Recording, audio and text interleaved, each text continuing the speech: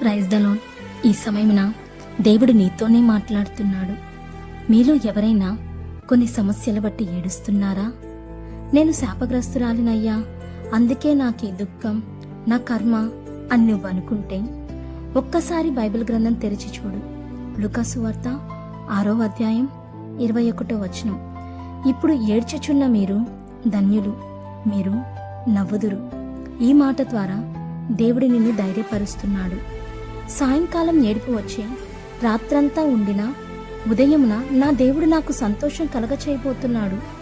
ఈ రోజున నువ్వు ఏడుస్తున్నావు నిజమే, కానీ నీ ఏడుపు శాశ్వత కాలం ఉండదు. త్వరలో నీ నోటి నిండా నవ్వుండబోతుంది అని దేవుని స్తుతించు. ఒక్కసారి నీ జీవితం గురించి ఆలోచించు. సంవత్సరం ఆఖరి నెలలో నువ్వున్నావు. ఈ సంవత్సరంలో ఎన్నో సమస్యలు వచ్చాయి, ఎంతో ఏడ్చావు,